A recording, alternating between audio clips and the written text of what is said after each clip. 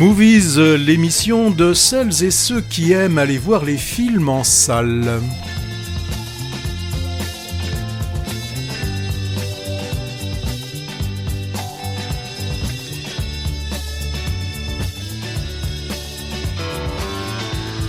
Une émission animée et présentée par Hervé Brie. Bonjour Patrick, bonjour à tous et toutes amatrices de cinéma. Et Patrick Servel, ne l'oublions pas.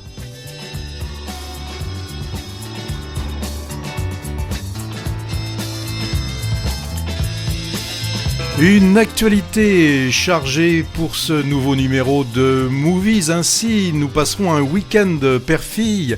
Le film, c'est Good One.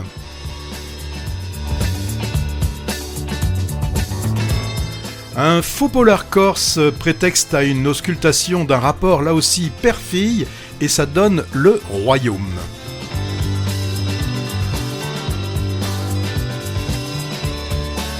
Pour mieux comprendre l'imbroglio israélo-palestinien, un documentaire c'est No Other Land.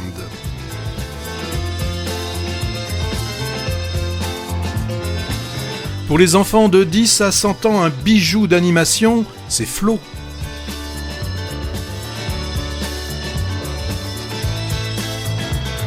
En Camargue, un western fantastico-féministe, c'est Animal.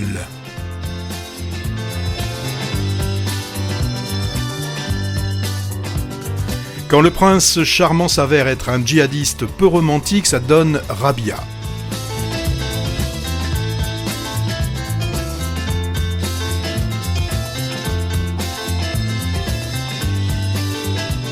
Et une tragi-comédie musicale pour les ils, les elles, les yels qui veulent du queer.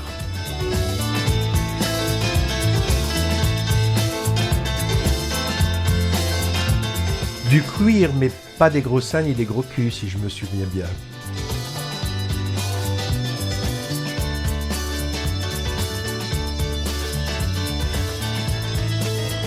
Deux films seulement, Patrick, en commun, donc on va pas trop se disputer.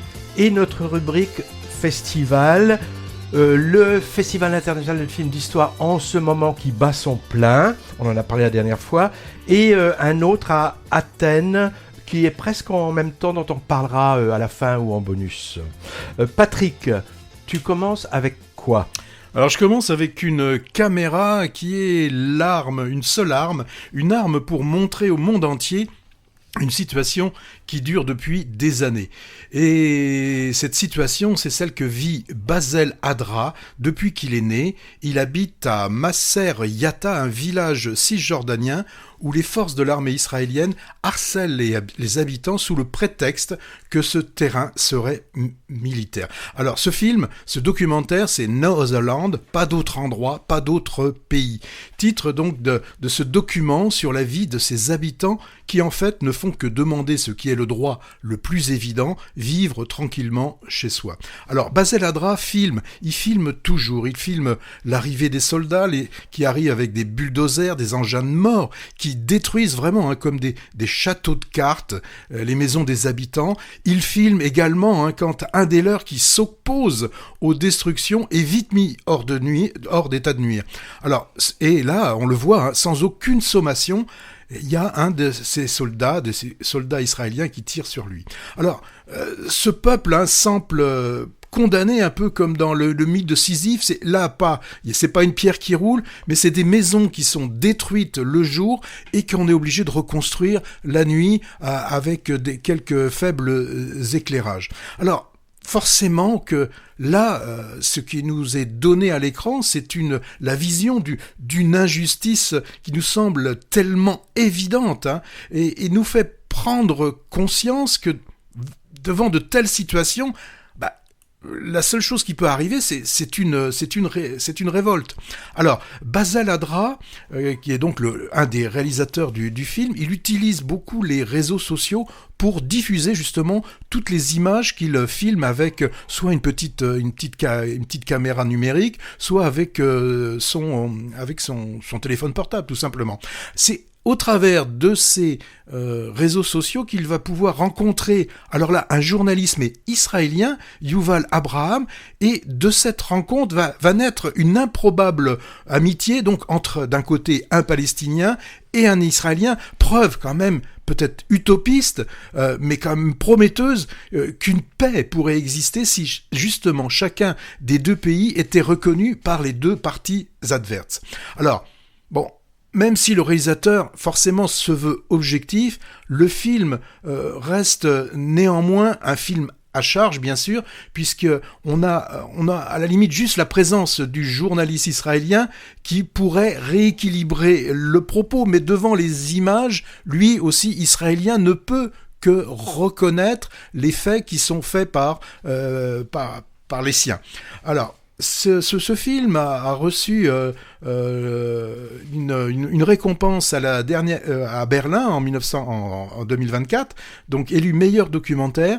Notherland, bon, c'est un film dur, un film fort, et là, pas besoin de mots, les images suffisent à elles-mêmes, donc je vous invite à aller voir ce film. La caméra, un peu, d'après ce que tu dis, comme arme et comme témoin finalement, hein, un petit peu comme ce qu'on avait dans Les graines du figuier sauvage, hein, où des images filmées comme ça sont utilisées dans un film ou dans un document.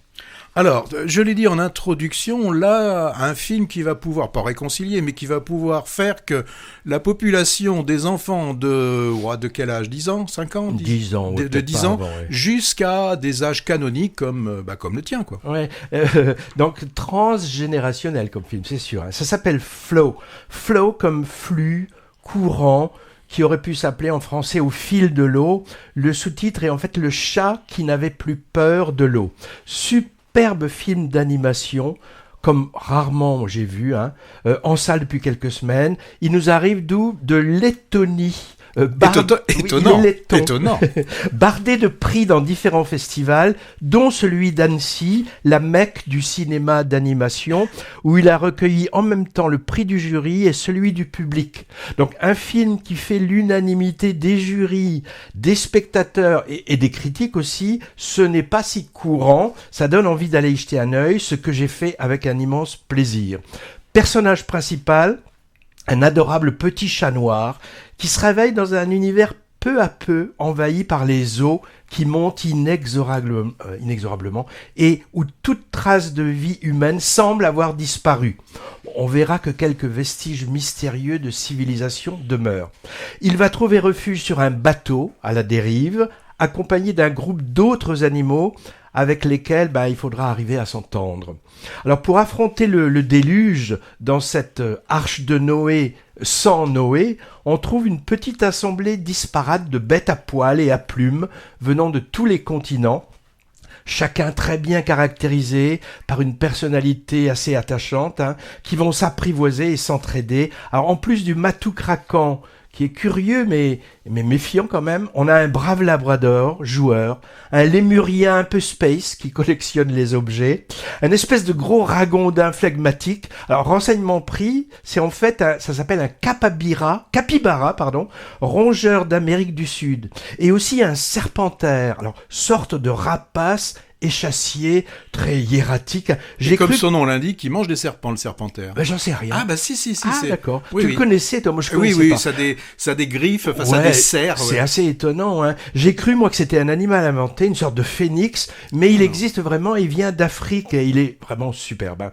Et puis également quelques impressionnants animaux marins rencontrés lors du périple, imaginaires ceux-là, hein, et qui accentuent la tonalité science-fiction de l'histoire. Alors, pari un peu risqué, je trouve.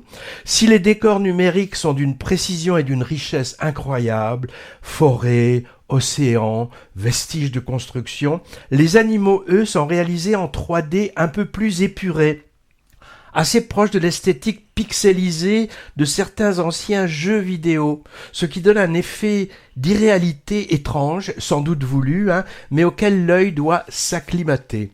Alors, une histoire captivante, sans humain et sans parole, mais loin d'être muette, hein, avec un très bon travail sur le son et une musique envoûtante. Et puis, En plus de ça, c'est rempli d'effets cinématographiques très très efficaces, hein, avec des pseudo-jeux de caméra finalement, hein, des travelling, un travail sur la profondeur de champ par exemple. Visuellement, moi j'ai été bluffé. Donc j'ai bien compris, il n'y a pas de dialogue. Ah, il n'y a pas de dialogue, donc aucun dialogue. Ce qui permet facilement une distribution bah internationale. Oui. Il y a des sons qui sont très travaillés, des bruissements d'animaux, c'est vraiment très très beau. Alors c'est un récit d'aventure poétique, hein, avec un sous-texte écologique sans doute, hein, par cette histoire de submersion et d'effondrement civilisationnel, mais cet aspect n'est pas du tout asséné, comme c'est le cas par exemple en ce moment aussi dans Le Robot sauvage, où il y a cette thématique environnementale. Et puis, ode à la diversité, à l'altérité, au partage et à l'entraide, bref, au pouvoir du collectif. Ça, c'est le côté fable morale pour petits et grands, mais pas du tout martelé non plus, hein, plutôt effleuré en passant. Alors, un film d'animation avec des animaux qui n'est pas didactique, ni bavard, ni anthropomorphique pour un sou, ben ça change de beaucoup d'autres, souvent explicatifs, frénétiques et bigarrés. Vraiment, ça repose, hein. Alors, jamais content à 100%, hein, je suis toujours à la recherche des bémols. J'en ai trouvé 2, alors on va dire minuscules, qui m'ont quand même un petit peu dérangé. D'abord, quelques longueurs. Un quart d'heure de trop peut-être, avec un récit parfois répétitif, et puis une scène assez longue, un peu mystique, d'envoler vers le ciel, que j'ai trouvé superflu car en décalage avec le reste. Mais j'ai réfléchi après, je me suis demandé pourquoi cette scène. En fait, c'est une allégorie, une métaphore, je sais jamais. Enfin, une allégorie, une métaphore sur la mort. Bon. Et ensuite, deuxième chose, ce choix discutable d'hybrider 2 techniques d'animation différentes pour les décors et les personnages, superposition de 2 textures auxquelles il faut s'habituer. Bon, mais ça n'enlève pas grand-chose à la beauté de l'objet. J'enjoins tout le monde de 10 à 100 ans à aller voir Flow. C'est le long métrage d'animation d'un jeune cinéaste letton qui s'appelle Gils Zilbalodis, pour profiter d'un beau moment de zénitude, pas du tout junuche, dans ce monde de brutes.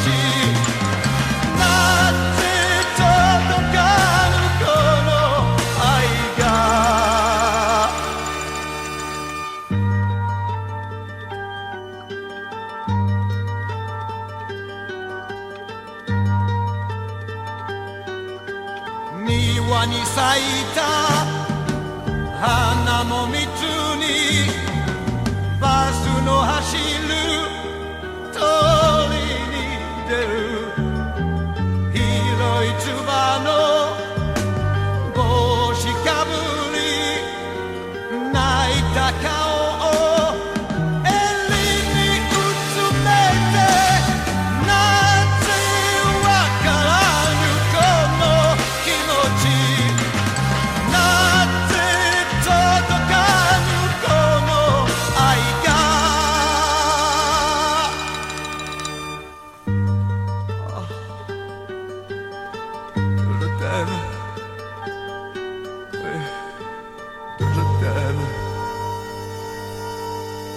Alors, je vous rappelle que la programmation musicale est assurée par Hervé Brie qui va devoir nous expliquer ce choix. Bah oui, curiosité halidesque, entendue dans le film Une part manquante.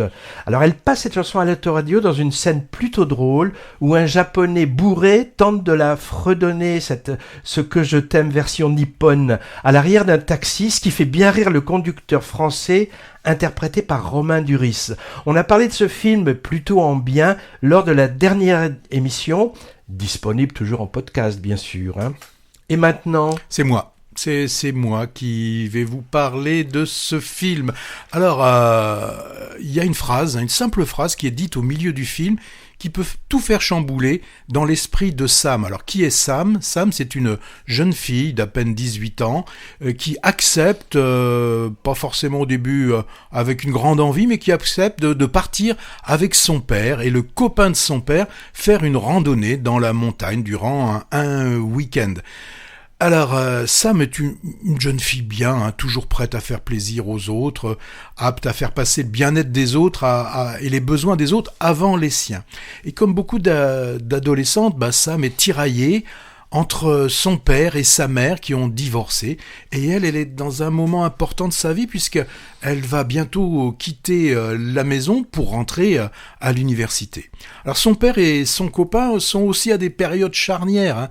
Pour l'un, le père de Sam, une nouvelle vie commence, à 60 ans il est à nouveau père, et le copain, lui, le copain de toujours, est seul. Enfin, quand on dit seul, c'est qu'il est sans compagne, parce qu'il a son fils aussi ado, qui lui pose beaucoup de soucis. Alors pendant ce week-end, on va avoir Sam qui va les écouter, qui va les supporter. Elle va supporter leur jérémiade de vieux mâles qui s'interrogent sur tout ce qu'a pu être leur vie. Mais eux, écoutent-ils Sam ? Est-ce qu'ils lui posent des questions sur ce qui est sa vie ? Pas beaucoup. D'ailleurs, il y a un moment, il y a Sam, la jeune fille, qui dit à son père « Tiens, c'est la première question que tu me poses depuis le début du week-end. » Alors j'ai dit qu'une simple phrase peut tout faire basculer. Alors bien sûr, je ne vais pas vous la dire parce que c'est à vous d'aller voir le film. Simplement, je peux vous dire qu'elle va être le point d'orgue du film où tout ce qui était sous-jacent jusque-là va devenir primordial dès cet instant. Et sans rien dévoiler, je peux vous dire que à cet instant, on comprend bien que sous des allures de petit film, sur un instantané de la vie d'une jeune fille et d'adulte mâle, le film en fait est un implacable constat sur ce qui est encore présent et solidement ancré, un monde patriarcal. Ce monde où encore l'homme, le masculin, est celui qui dirige, celui qui ne se remet pas en question, et Sam, elle, est la fille qui doit se taper une interminable série de corvées. Alors, Good One, c'est un premier long métrage de India Donaldson. C'est la première fois que tu dis le nom du film, je crois. Oui, le film c'est Good One, oui. Merci de me le rappeler. Et l'actrice principale, c'est Lily Collins, et on a les Jam Legrost et Daniel McCarthy qui portent l'horrible costume des vieux mâles. Ils sont tous très bien dans ce film Good One. Alors Good One, c'est un film avec beaucoup de hist, c'est un film naturaliste, minimaliste, féministe, équilibriste et efficace. Moi, je vous conseille vraiment d'aller voir ce film. Il me semble que les rapports père-fille, c'est un sujet à la mode en ce moment au cinéma. Une part manquante, par exemple, qui évoque ça, et le royaume également, dont on va parler un peu plus tard dans l'émission. Dont on va parler un peu plus tard, c'est même maintenant. C'est tout de suite, c'est voilà. maintenant. Enchaînement parfait. Tu sais qu'on a un conducteur. Oui, et en plus, c'est toi qui l'écris. Voilà. Alors, le royaume. Paul polar noir se déroulant dans le milieu du banditisme corse dans les années 90, tourné sur l'île de Beauté par un certain Julien Colonna, avec des acteurs autochtones non professionnels. Alors, il y a quelques jours, j'ai eu la visite de 2 individus à la mine un peu patibulaire, Ange et Doumé. C'est Ange qui en parlait le premier. « On a appris que Movies allait faire une chronique sur le royaume. On va te faire une offre que tu pourras pas refuser. » Doumé, explique-lui au petit Pinchot. J'ai donc accepté la proposition.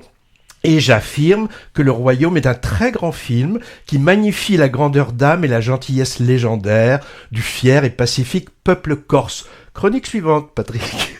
Non, trêve de plaisanterie. Parlons vraiment du film qui n'est pas un chef-d'œuvre mais que j'ai trouvé très intéressant. Été 95.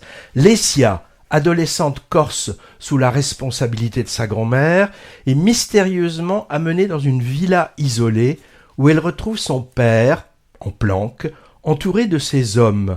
On comprend à demi-mot qu'une vendetta éclate et que le clan est aux abois.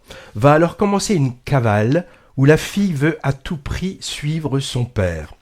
Alors je parlais de polar tout à l'heure, mais en fait c'est un prétexte, car l'aspect policier est mis au second plan et on ne comprend d'ailleurs pas trop les trafics de ce gang mené par son patriarche, et ce qui se joue entre armes qui circulent, trahison, règlement de compte, sanglants, cavales. Je me suis même demandé au début si on ne parlait pas plutôt d'activité politique indépendantiste plutôt que de banditisme.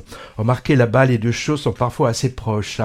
Aïe, aïe, aïe, j'espère que Doumé et Ange n'écoutent pas ça. Alors, le sujet développé qui a intéressé le réalisateur, c'est la relation père-fille, montrée façon tragédie grecque ou shakespearienne, je sais pas. Alors, la véracité, l'authenticité des situations et des personnages repose sur plusieurs choses. D'abord, sur la façon un peu de filmer les paysages, les décors et les gens en évitant les clichés touristiques. Alors c'est sûr qu'on a la belle lumière corse, il y a un superbe travail du chef opérateur dans ce film, on a le maquis sauvage, les baignades dans les criques, les cigales forcément, et l'accent local, mais le folklore et la carte postale sont quand même bien évités. Deuxième chose qui donne de l'authenticité au film, l'anonymat des acteurs, tous non professionnels et parfaitement crédibles, et enfin également le langage, bien sûr. Une partie du film étant dialoguée en patois local. Aïe, aïe, je vais encore me faire pas que des amis. Langue. Et sous-titré en langue du continent. Donc, alors, il y a quelques semaines, le réalisateur Julien Colonna était là pour présenter son film au public bordelais. C'est son premier long-métrage. Et il en a très bien parlé. Il a dit avoir volontairement éludé le côté policier et ne pas avoir voulu juger ses personnages et leurs actions. Mais n'empêche qu'on peut voir dans cette tragédie moi j'ai vu un peu une sorte de glorification d'un certain code d'honneur machiste régnant là-bas. Les personnages féminins, veuves ou orphelines en puissance, assistent plutôt passivement au récit et on ne leur demande guère leur avis. Ce sont les hommes qui décident. Et puis, ce fameux patriarche est quand même souvent, je trouve, magnifié par la mise en scène, qui le rend charismatique. Je pense à un superbe passage où le père, par un long monologue filmé en plan fixe, explique des choses à sa fille qu'il admire. Scène impressionnante d'émotion qui humanise le personnage aux actions par ailleurs pour le moins discutables. À noter, la co-scénariste du film, c'est Jeanne Herry, réalisatrice du magnifique Je verrai toujours vos visages de l'an dernier.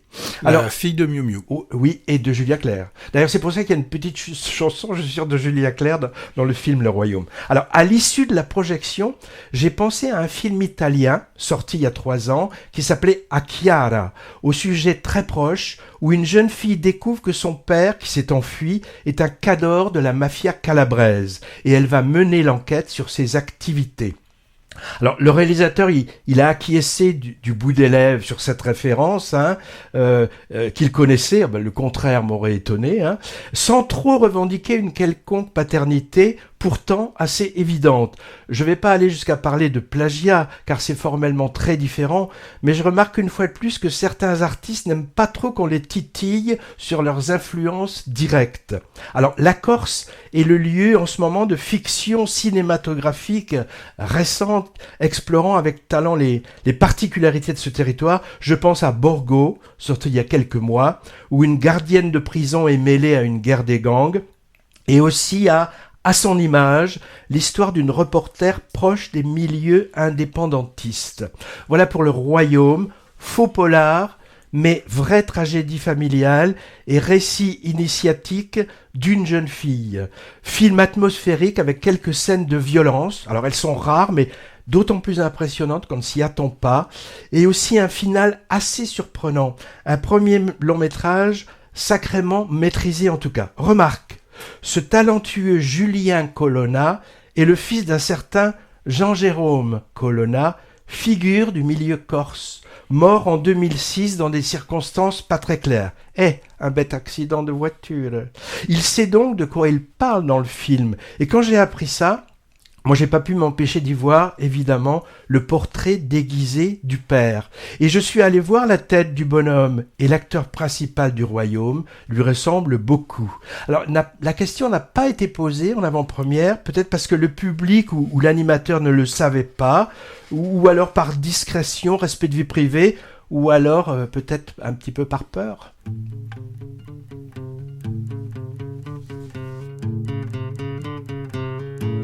De bleu sous le ciel grec, un bateau, deux bateaux, trois bateaux s'en vont chantant, griffant le ciel à coups de bec, un oiseau, deux oiseaux, trois oiseaux font du beau temps. Dans les ruelles d'un coup sec, un volet, deux volets, trois volets claquent au vent, et faisant une ronde avec un enfant, deux enfants, trois enfants dansent gaiement. Mon Dieu que j'aime ce port du bout du monde que le soleil inonde de ses reflets dorés. Mon Dieu que j'aime sous leurs bonnets oranges tous les visages d'anges des enfants du Pirée. Je rêve aussi d'avoir un jour un enfant, deux enfants, trois enfants jouant comme eux. Le long des quais flâne toujours un marin, deux marins, trois marins aventureux. De notre amour on se fera un amour, dix amours, mille amours noyés de bleu. Et nos enfants feront des gars que des filles un beau jour à leur tour rendront heureux. Mon Dieu que j'aime ce port du bout du monde que le soleil inonde de ses reflets dorés. Mon Dieu que j'aime sous leurs bonnets oranges tous les visages d'anges des enfants du Pirée.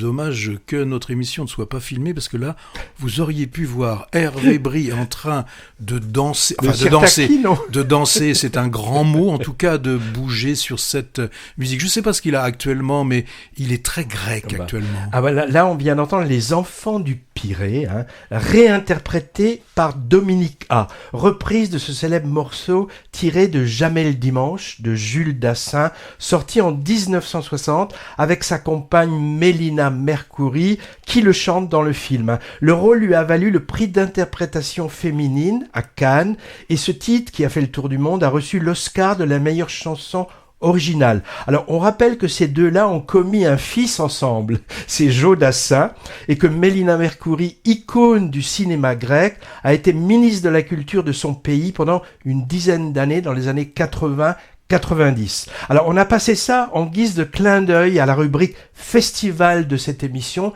qui sera en bonus. Maintenant, Patrick. Alors, je vais vous parler d'un film qu'on aime ou qu'on n'aime pas, parce que Les Reines du drame, c'est un film qui laisse absolument pas indifférent. Il a été présenté en mai dernier à Cannes, et nous, en ce qui nous concerne à Movies, c'est au dernier festival de Sarlat. Et il était à Auch aussi, d'ailleurs. Oui, mais là, c'est à Sarlat que nous l'avons découvert il y a quelques jours, pour ce film, donc, Les Reines du drame, réalisé par Alexis Langlois. Alors, au début du film, on est en 2055 et on a Stevie Shady, alors un youtubeur, hyper botoxé, qui nous raconte le destin incandescent de son idole, la diva pop Mimi Madamour. Alors, on va suivre cette Mimi Madamour du top de sa gloire en 2005 à une véritable descente aux enfers, alors précipitée avec une histoire d'amour avec l'icône punk Billy Collar. Alors, pendant près d'un demi-siècle, ces reines du drame ont chanté leur passion, leur rage sous le feu des projecteurs. Alors, suivre la vie d'un couple de vedettes avec une popularité en fait qui est en opposition de phase. Quand il y en a une qui monte, l'autre est en train de descendre. Forcément, on pense à quoi ? On pense à A Star Is Born, Une étoile est née, le film de George Cukor, ou encore aussi film de Mankiewicz, Eve. Alors les références au film, il y en a plein dans ce film. Côté encore plus évidente comme référence, c'est le cinéma de Brian De Palma, puisque on pense forcément par certaines scènes au film Phantom of the Paradise. Oui, tout à fait, moi aussi. Oui, et encore, alors là c'est encore plus explicite, si je vous dis un seau de sang, forcément vous penserez à Carrie au bal du diable, où Sissy Spacek se recevait un seau de sang sur la tête. Décidément, c'est des références qu'on trouve dans plusieurs films. Dans Substance aussi, c'est très net cette référence à Carrie. Brian De Palma, ça c'est sûr que ça a pu marquer pas mal de gens. Alors, et Alexis Langlois, vous allez me dire qu'est-ce qu'il fait de tout ça ? Il fait un film qui a l'image d'ailleurs du générique est flamboyant, comme si c'était filmé au travers du prisme d'un diamant. Je peux vous dire que ça pétille, les couleurs sont saturées, le son est fort, ça pulse sa mère dans les enceintes. Dans les enceintes 7.1 de la salle de cinéma, je peux vous dire que vous en avez pour vos oreilles et que vous en avez pour vos yeux. Alors, là, et aussi ce que je vous ai pas dit, parce que je vous ai parlé de A Star Is Born, qui était quand même un film classique. Là, on sort du classique, parce que là on est, comme on l'a dit au début, on est dans le queer, le lesbien, les filles à moto, dans du cuir, ça sent la sueur, et c'est pas du Barbie, c'est assez déjanté, il faut bien le reconnaître, c'est punk, c'est pop, c'est ça les reines du drame. Mais le fond de tout cela, en tout cas, moi ce que j'y ai vu et ce qu'on y voit, c'est une critique de plus en plus forte de tout ce que la télé-réalité ou la télé-trash nous montre, tout ce que l'on peut voir aussi au travers de ces radios crochets, vraiment cette trash télé. C'est aussi important le harcèlement médiatique, la chasse aux sorcières. Souvenez-vous des histoires de Britney Spears. Et là, on a côté interprétation une Louisa Hora qui est une superbe Mimi d'amour, et on a Joe Ventura qui est celui qui joue la rockeuse prolote, Billy Collar. Donc c'est Gio Ventura qui est en tout cas référencé comme étant un garçon. Mais dans ce monde où on est plutôt plutôt que il, plutôt que elle, on est plutôt yel. C'est difficile maintenant de dire si dans quel et y a-t-il besoin de placer forcément dans des cases. En tout cas, ce qui nous est montré, c'est vraiment l'histoire de ce couple. Alors, quant aux youtubeurs, c'est l'ex-représentant à l'Eurovision, c'est Bilal Hassani. Et moi, là, quand je l'ai vu, j'ai pensé au côté excentrique qu'on avait dans le 5e élément, où on avait aussi ce personnage qui haut en couleur. Moi, j'ai adoré le Bilal Hassani. Il y va à fond. Mais dis-moi, ce Bilal Hassani, c'est un chanteur qui avait... Oui, qui a fait un truc de l'Eurovision. Ouais, je sais pas s'il a réussi, j'en souviens pas. Mais en tout cas, il y était. Alors, les reines du drame, c'est sûr, ça casse les codes. Tout le monde n'aimera pas. En tout cas, c'est du cinoche qui laisse pas indifférent. Moi, ça m'a pas laissé indifférent. Ah oui, c'est kitsch, punk et lesbiano-queer. Moi, j'ai bien aimé cet exercice formel, alors très travaillé, du point de vue des décors, de la lumière, tout un tas de fils, comme des maquillages, par exemple. Et ce qui est intéressant, c'est qu'il a choisi de ne pas trancher entre bluette de roman photo et provocation trash. On a les deux pour le prix d'un, ce qui est d'ailleurs très bien résumé par le titre d'une des chansons de cette tragicomédie musicale, Je veux te fister jusqu'au cœur. Oui. Satire tout un programme. Ouais, satire d'un certain showbiz médiatique aussi, de ces fameux télécrochets télévisuels, via la télé, les réseaux sociaux, mais qui montre de l'empathie pour les personnages. Je sais pas si ça aura du succès, mais en tout cas, ça dépote dans le paysage cinématographique français actuel. C'est un premier long-métrage qui ose, d'un jeune réalisateur, peut-être un futur film culte, comme tu disais, à la Phantom of the Paradise, puisque finalement c'est un thème finalement assez voisin aussi, de rivalité musicale. J'ai pensé aussi au Rocky Horror Picture Show, qui était déjà queer bien avant que le mot n'existe. Je me disais que si Jacques Demy était encore là, il ferait peut-être un truc comme ça. Bon, pour le mot fist, vous irez sur le dictionnaire pour ceux qui ne connaissent pas. Mais notre public connaît tout ça. Et maintenant, bah oui, Animal. Ah oui, Animal avec un E au féminin, donc c'est important. Découvert au Festival de Sarlat aussi, c'est le second long métrage modeste et ambitieux en même temps d'une jeune scénariste et réalisatrice qui sort dans quelques temps. Là, il n'est pas encore à l'affiche à l'heure où je vous parle. Quand je dis modeste, c'est pour le budget, qui a sans doute fait défaut, et ça se voit un peu. Et aussi pour la visibilité en salle, pardon, car je ne crois pas qu'il soit très bien distribué, on verra. L'ambition, elle est surtout formelle, avec le désir de mélanger plusieurs genres. Premier plan, très large, apparition d'un cavalier à chapeau, tout au fond d'un paysage grandiose filmé en cinémascope. Le personnage s'approche et on découvre en fait une cavalière. Puis, troupeau de bovins et cow-boys à cheval traversant la rivière avec gerbe d'eau. La mythologie western est convoquée efficacement. Sauf que, dès que les personnages se mettent à parler, on réalise qu'on n'est pas dans l'ouest américain, mais dans le sud de la France, en Camargue. On est dans une manade, c'est-à-dire un élevage de taureaux en semi-liberté, utilisé pour les fêtes taurines de la région. Là, on a Nejma, seule femme à fort caractère dans ce milieu viril, qui s'entraîne dur pour remporter un concours où les taureaux sont défiés dans l'arène. Alors, plus que vers le western, le film va peu à peu virer vers l'angoisse et le fantastique teinté d'horreur. Light, comparé aux Substance de Coralie Farja à l'affiche en ce moment, et dont j'ai dit tout le bien que je pensais la dernière fois. Alors, sans trop vouloir déflorer le fin mot de l'histoire, je cite cette réalisatrice à dessein, parce que Animal fait penser à Revenge, le premier film de cette Coralie Farja, qui était un récit horrifique de vengeance. Bon, de mon côté, marquage au fer rouge, course de taureaux et animaux ensanglantés dans l'arène, très peu pour moi, a priori, ce genre de torture.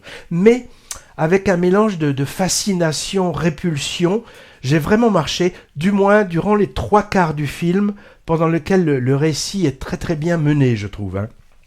On a une caméra qui se faufile, par exemple, nuitamment entre les chevaux blancs et les taureaux noirs aux cornes de lyre, fixant le spectateur, les rapports d'amitié rudes entre les protagonistes gardiens, l'obsession de cette jeune femme pour montrer de quoi elle est capable, tout ça instille petit à petit une tension, un malaise qui va aller croissant. Et des événements tragiques vont survenir, je ne dis pas lesquels, bien sûr. J'ai un peu trouvé le final déceptif, un peu trop attendu peut-être. On comprend à mi-film ce qui se joue dans ce microcosme et le côté fantastique de plus en plus affirmé vers le dénouement souffre d'un manque de moyens évidents qui enlève un peu de la crédibilité à l'histoire. L'actrice principale est très convaincante en cowgirl. Elle s'appelle Oulaya Amamra. Moi, je la connaissais pas. Elle est déjà présente dans le premier long métrage de la réalisatrice franco-algérienne Emma Benestan, aux côtés de Raphaël Quenard. Remarque, cette Emma Benestan est également la scénariste d'un de mes films préférés de 2023, Chien de la casse, bon point pour elle. Voilà pour cet Animal, en salle le 27 novembre, film de genre français, c'est de plus en plus à la mode. Hein. Alors ici c'est le sous-genre western, fantastico, horrifique et féministe. Pointu comme genre, hein. Ça doit être le seul dans sa catégorie sans doute. Hein. Pas réussi jusqu'au bout, mais je l'ai trouvé quand même très intéressant et original. Et les magnifiques paysages de la Camargue sont très très bien utilisés.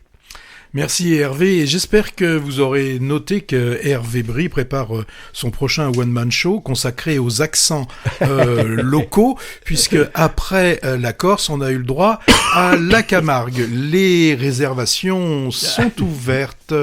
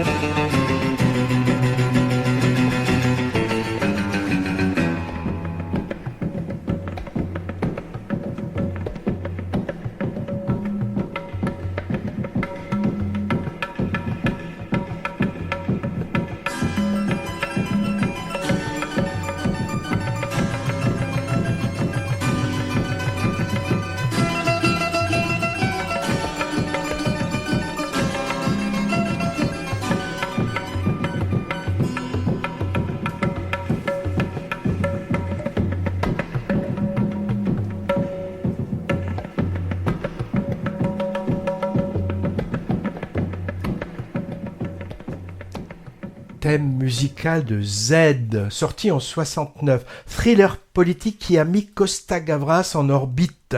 Prix du jury à Cannes, prix d'interprétation à Trintignant, Oscar du meilleur film étranger. À bientôt 92 ans, notre Costa Gavras, je crois qu'il est toujours président de la Cinémathèque française. Hein. D'honneur au moins. Ouais, et tu te souviens, on a vu son prochain long métrage à Saint-Sébastien, mi-documentaire, mi-fiction, avec comme sujet la fin de vie. Avec Kadmerad. Hein. Alors, la musique de Z est du grand compositeur grec Mikis Theodorakis, qui a beaucoup travaillé pour le cinéma. Hein. Zorba, le grec, c'est lui. Hein. État de siège, du même Costa Gavras, je crois d'ailleurs. Hein. Serpico, etc. Il a été homme politique aussi. C'est encore là un clin d'œil au bonus festival de tout à l'heure. Alors, dernier film dont on parle, oui, Rabia. Oui, et là, je reste toujours méfiant quand je lis d'après une histoire vraie. Bon, souvent ça permet de faire passer tout et n'importe quoi à l'écran sous le seul prétexte, justement, qu'il s'agit d'une histoire vraie. Et Rabia, le film dont on va parler, est inspiré de faits réels. Et quels sont ces faits ? C'est poussé par les promesses d'une nouvelle vie. On a Jessica, une Française de 19 ans, qui part pour la Syrie rejoindre Daesh.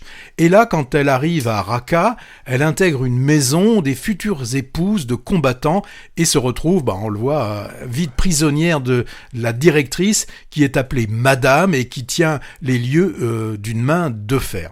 Alors que toutes ces filles, là, on les voit arrivent pensant à une vie nouvelle, une vie où on va enfin s'intéresser à elles qui, pour la plupart d'entre elles, dans leur vie de tous les jours, n'ont aucune considération, là vont trouver, elles l'espèrent en tout cas, peut-être enfin une famille. Alors bien évidemment, elles vont vite déchanter quand elles vont comprendre qu'elles ne sont là que pour être des esclaves, esclaves de tâches ménagères, mais aussi esclaves sexuels des hommes combattants. Et celles qui vont refuser de se soumettre, vont subir la torture, une torture aussi bien physique à coups de fouet ou de bâton, et torture morale également.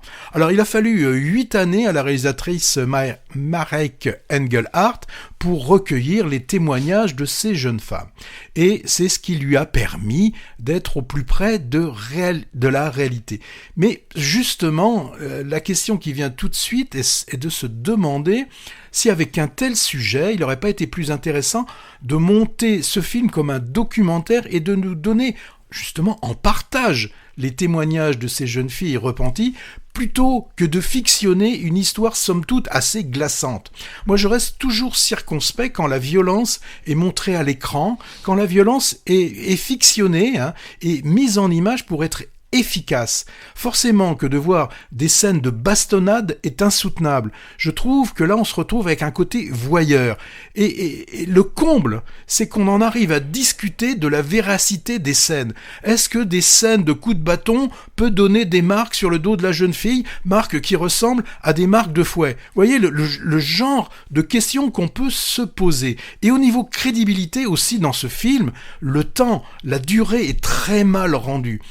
Normalement, 2 ans se passent pendant ce film et on ne se rend pas compte de cette donnée. Donc le film se limite juste à nous montrer ce qui se passe une fois arrivé sur place, mais le pourquoi et le comment du parcours de toutes ces jeunes filles n'est absolument pas abordé, ou en tout cas très survolé. Alors forcément, qu'on ne peut trouver qu'effrayant tout ce qui nous est raconté, mais était-ce utile de le faire de cette façon ? Moi, je pense qu'il y a des films beaucoup plus puissants, 100 fois plus puissants, comme Les Fantômes, où rien n'est montré. De violent, tu veux dire, oui. Rien de violent n'est montré graphiquement, et c'est simplement, on le sent. Donc voilà, moi pour ce film, Rabia, c'est pas le film que j'ai aimé. Moi, je trouve comme toi que ce récit tragique n'est pas vraiment montré de façon convaincante. Le spectateur a du mal à compatir avec le sort terrible de ces jeunes filles embrigadées au départ avec leur consentement. Du moins, ça a été mon cas. Peut-être à cause d'un déficit, en effet, d'explication par le scénario, comme tu l'as dit. Leur aveuglement m'a paru au mieux naïf, au pire complètement idiot. Et c'est sans doute pas l'objectif de la réalisatrice qui s'est beaucoup documentée sur le sujet. Deuxième chose qui a coincé, comme toi, je l'ai trouvé trop démonstratif pour le côté torture physique et mentale. Cet aspect m'a rappelé un autre film sorti l'an dernier qui avait le même défaut. C'était Captive avec Mélanie Thierry sur le sort de femmes, là aussi retenues contre leur gré. Pardon. Mais c'était à la Salpêtrière à la fin du 19e. Où le réalisateur n'avait pas lésiné non plus pour montrer l'horreur, de façon appuyée et maladroite, je dirais presque de limite complaisant. Reste quand même, je trouve, le jeu très fort des 2 actrices principales. Moi, je retiens Megan Northam, la jeune fille, découverte dans la mini-série de Clapiche Salade grecque et vue très récemment dans Fario. Fario qui n'a pas très bien marché, d'ailleurs, il n'est pas beaucoup resté sur les écrans. Bon, moi, je la vois bien, celle-ci, meilleur espoir féminin au prochain César. On fait un pari ?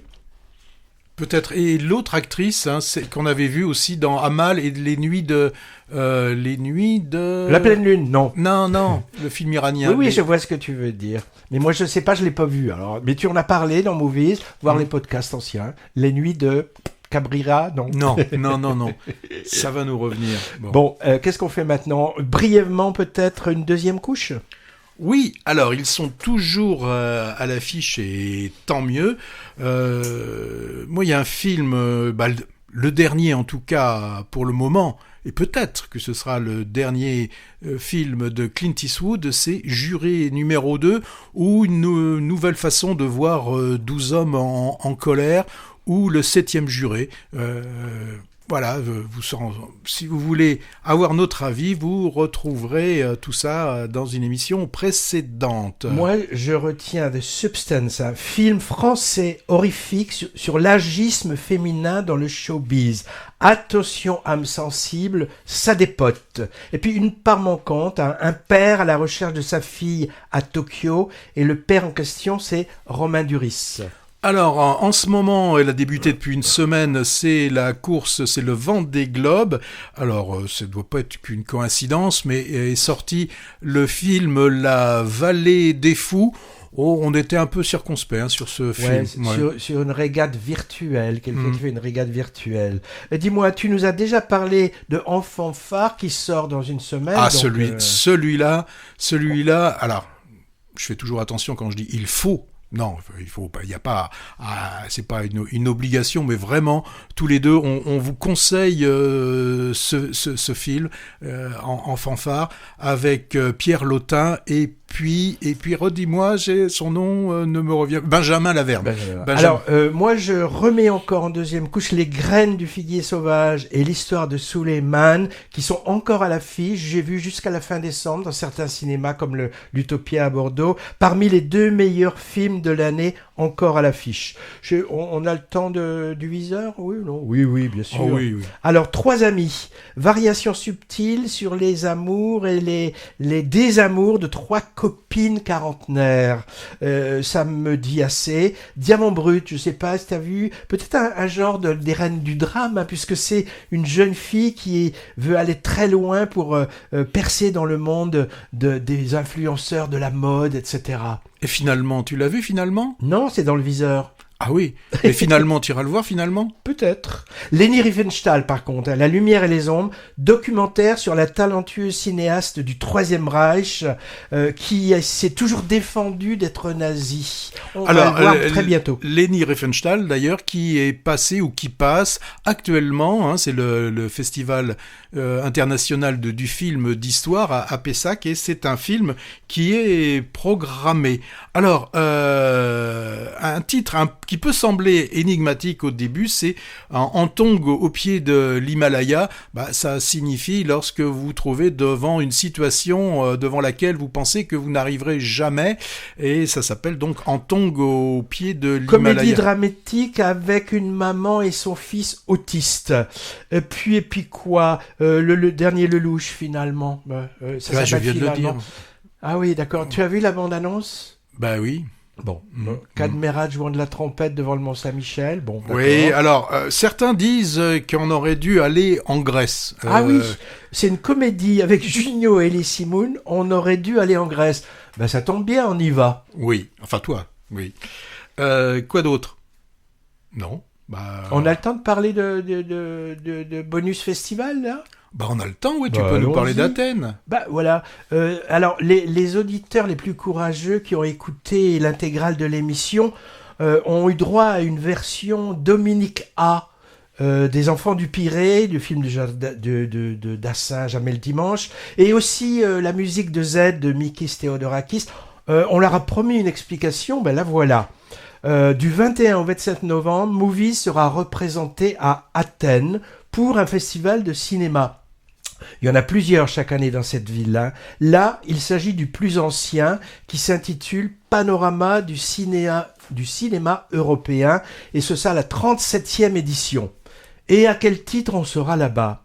Eh bien, c'est une première pour nous, comme membre d'un jury, le jury FIPRECI. Ah, je vois des sourcils qui se lèvent. Oui, On voit nos auditeurs avec les dispositifs modernes de traçage d'audience, vous ne le saviez pas peut-être. Hein. Alors Fibresi Kesako, c'est un acronyme pour Fédération internationale de la presse cinématographique, une association de critiques ciné fondée à Bruxelles en 1925. Et tu étais un des premiers membres. Et donc bientôt centenaire, et dont le siège est maintenant à Munich. On en fait partie pour nos bons et loyaux services rendus à parler de cinématographie venant du monde entier, visible en salle. Cette entité mandate les journalistes ciné dans de nombreux festivals internationaux pour y donner un prix parmi les longs métrages en compétition. Alors évidemment, un prix de la critique internationale est moins connu qu'une palme cannoise, un ours berlinois ou un lion vénitien. Mais chaque année, sur tous les continents, des dizaines de prix précis sont donnés à des films exigeants qui sortent du lot, du moins selon l'avis de quelques critiques.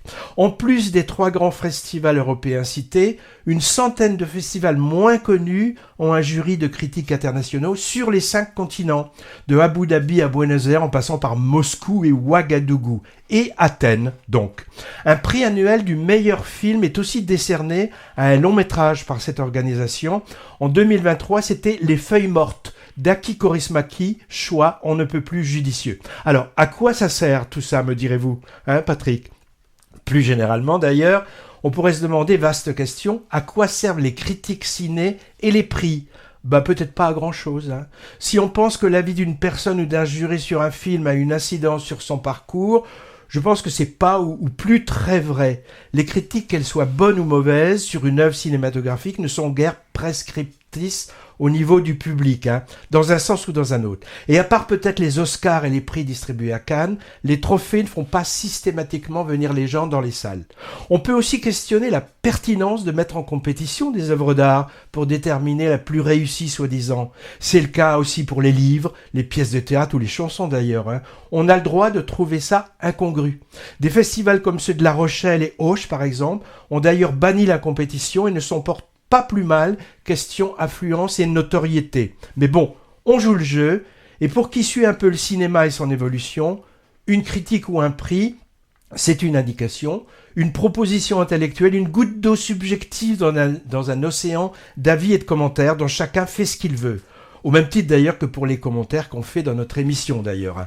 À Athènes, en plus de m'exercer à donner un avis circonstancié sur des longs métrages en compétition, avec 2 autres collègues membres du jury, une activiste écolo grecque et un philosophe croate, je suis censé dire un mot à un colloque adossé au festival. Un colloque, c'est pas un membre d'une colocation, hein. C'est un meeting où on cause. J'aurais dû prononcer colloque avec 3 L. Et on y causera de quoi ? Eh bien, dans la tonalité de l'intitulé du festival, de cinéma européen. Plus précisément, dans un contexte de crise de cette industrie, de financement, de distribution, de projection en salle de films sous bannière européenne. Tout un programme. J'y présenterai la solution pour sauver le cinéma européen, le dispositif Unipop de ville en ville du Jean-Eustache de Pessac, auquel je ferai une grande publicité. J'ai un peu de trac pour tout ça, je dois dire, comme pour toutes les premières fois, toute première fois, comme le chantait quelqu'un, mais je l'ai cherché en postulant pour aller me faire voir chez les Grecs. En tout cas, on est content que notre travail amateur de promotion du 7e art soit reconnu par des vrais professionnels qui m'accordent cette intrigante responsabilité d'être juré au 37e panorama athénien du cinéma européen. Au programme de ce rassemblement, en compétition, 11 longs métrages inédits venus d'Europe à départager. Espagnol, italien, serbe, hollandais, belge, estonien, grec, chypriote. Il y en a 3 venant de Chypre. Que des surprises vu que je connais aucun des cinéastes retenus et aucun français là-dedans. Les rares films français sont quelques-uns de Claude Sautet, auquel le festival rend un hommage. Il aurait 100 ans s'il n'était pas mort, hein. Une rétrospective John Cassavetes avec 10 de ses films restaurés. Alors, il n'est pas européen Cassavetes, mais en fait, il est d'origine grecque. Donc, c'est pour ça qu'on le met ici. Super occasion de revoir Gina Holland, qui nous a quittés cet été, par exemple dans les magnifiques Gloria ou Opening Day. Hommage encore à Roger Corman, avec quelques-uns de ses séries B voire Z des années 60. Il est décidé aussi récemment. Plus quelques avant-premières, dont La Pivoleuse, le prochain Guédiguian, et La Divine, avec Sandrine Kiberlin en Sarah Bernhardt, et plein d'autres choses, dont pas mal de films grecs, anciens et modernes. On n'est jamais mieux servi que par soi-même, soit en tout une 60aine de longs métrages, plus quelques courts métrages. Voilà pour le Festival d'Athènes du 21 au 27 novembre, compte rendu la prochaine fois si je survis à l'épreuve. Et ben voilà, c'est terminé. C'est terminé pour Movies l'instant ciné. On se retrouve bientôt. Dans une quinzaine. Dans une quinzaine. Bonne semaine cinéma à tous Au revoir. et toutes.